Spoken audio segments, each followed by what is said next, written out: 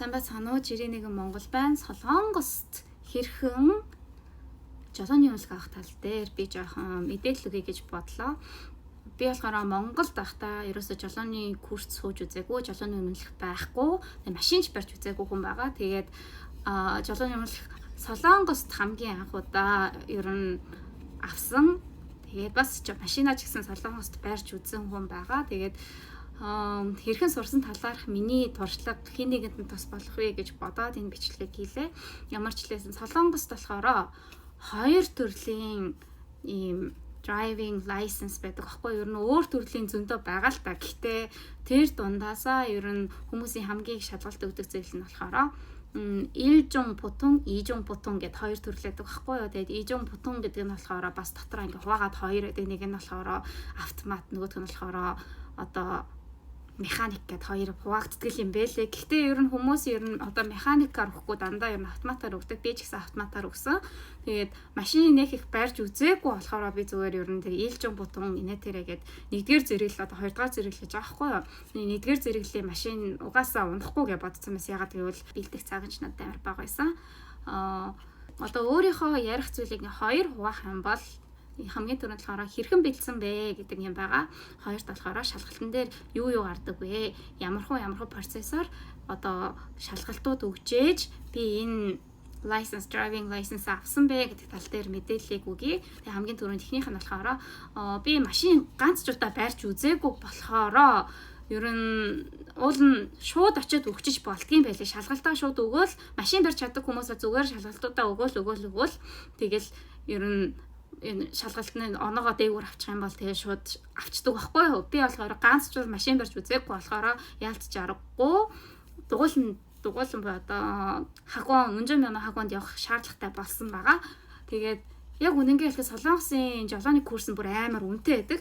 Тэгэл баг сард ганц удаа үгүй бол нэг 7 хоногт сард ганц удаа жинхэнэ машин дээр тэгээд 7 хоногт одоо ганц 2 удаа л ингэж зааж өгдөг тиймэрхүү юмнууд нь хэрэл нэг оролтон дээр 300 400 мянга гэл тэгэл 700 мянга. Ер нь хамгийн хямдхан нь болохоор улсын одоо жолооны курст дүүргийн жолооны курст бүртгүүлээд явах юм бол тэр нь амар хямдхан болоод дуусчдаг. Нэг 700-аас 800 мянган воны хооронд байдаг гэж сонссон. Гэхдээ миний одоо би чинь ажил хийдэг хүн байгаа. Тэгээ тэрний ажлын бус цагаар ингээд тааруулах гэж тэгэхээр ерөөсөө тэрэнд нь таарсан тийм цагийн хуваартай жолооны курс олдохгүй байсан байхгүй юу.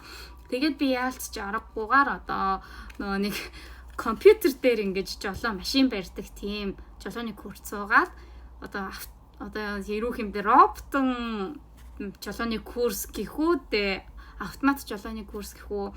Тэгээд юм ингээд 2-3 ийм дэлгэцтэй. Тэгээд тийм урд нь ингээд яг ингээд машины тоглоом шиг нэг юм дотор ингээд суулгадаг байхгүй. Тэгэх юм бол яг ингээд дотор нь яг ижилхэн машинтай ижилхэн гэдэг нь болохоор одоо тэр шалгалтын бэлддэг курс ахгүй. Зөвхөн одоо энэ лайсенсыг авахын тулд л байгуулагдсан газар. Тэр машиныг бол үнэхээр сайн барихыг зааж өгдөг газар бол биш.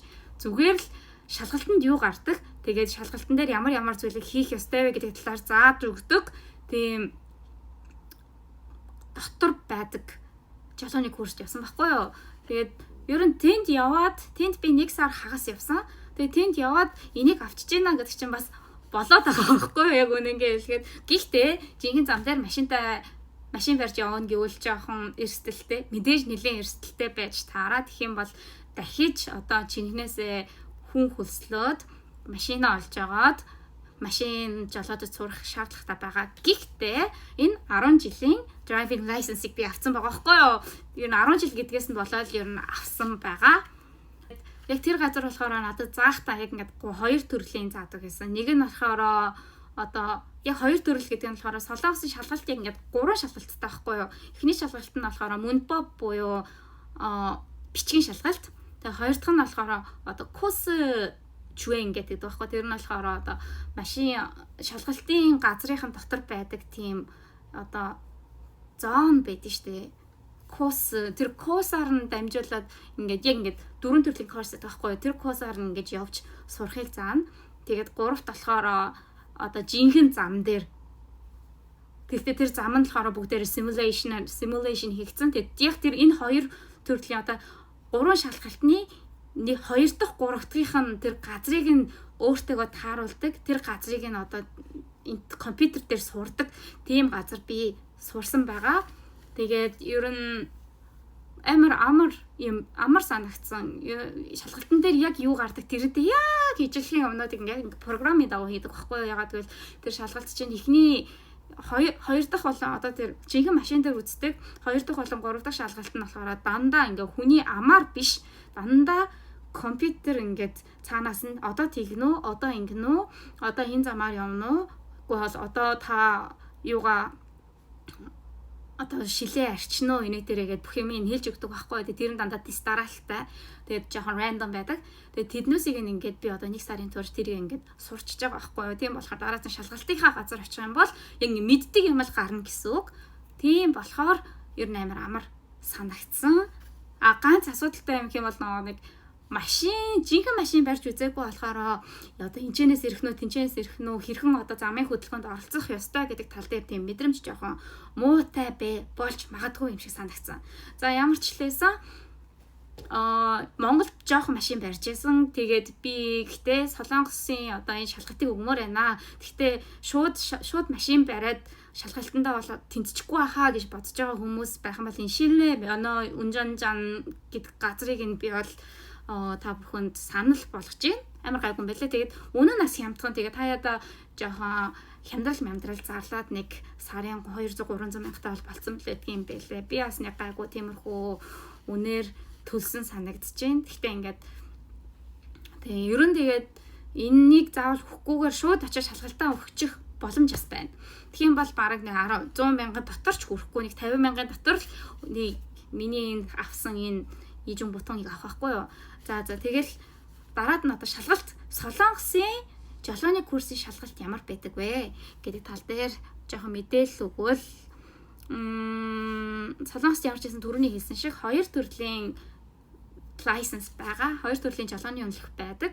Тэгээ нэг нь болохоор ээлжин бутон, нөгөөх нь ижин бутон. Энэ хоёрын ялгаа нь гэх юм бол ер нь ямархуу өөрийн машин барьж чадах вэ гэдэг л ялгаатай. Тэгээд шалгалтын дээр ямар машин унах вэ гэдэг 2 төрлийн ялгаатай байхгүй юу? Тэгээд ээлжин бутон гэдэг нь болохоор ер нь амар том машин байдаг шүү дээ. Тэр машиныг хасаад ер нь портер зортрыг ер нь унаад явчих боломжтой.